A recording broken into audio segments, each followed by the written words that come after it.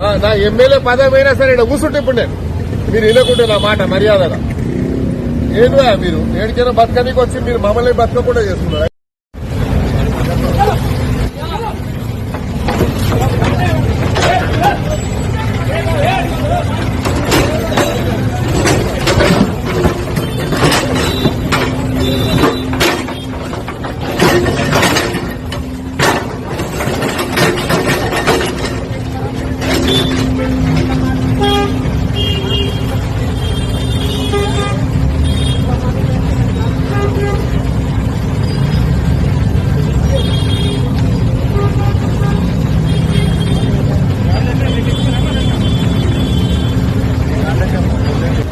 Tractor ముందే కూర్చుంటే ఇప్పుడు ఏమైతే చూస్తాం, కాన్సిక్వెన్సెస్ ఏమైనా సరే నేను చూసుకుంటాను.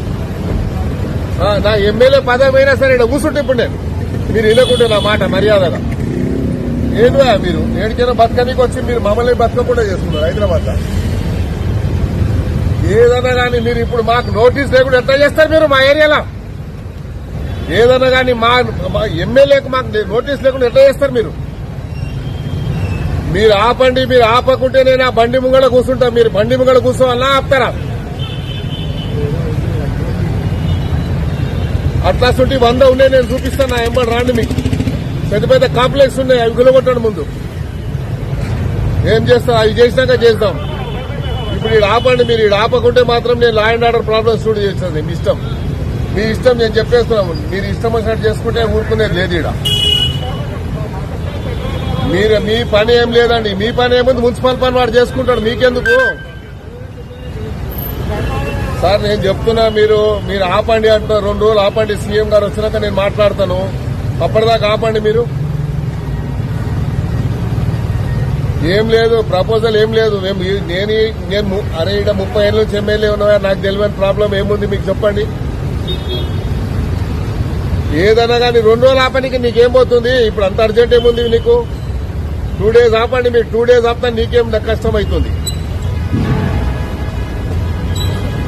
మీరు 2 రోజులు ఆపండి, తర్వాత నిర్ణయం చేస్తాం మేము.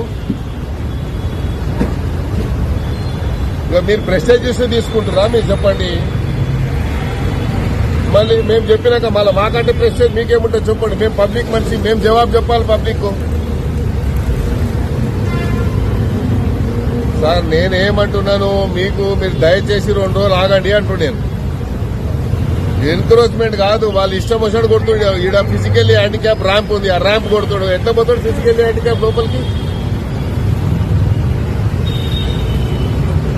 మీరు 2 రోజులు ఆపండి దయచేసి. Don't take it as prestige.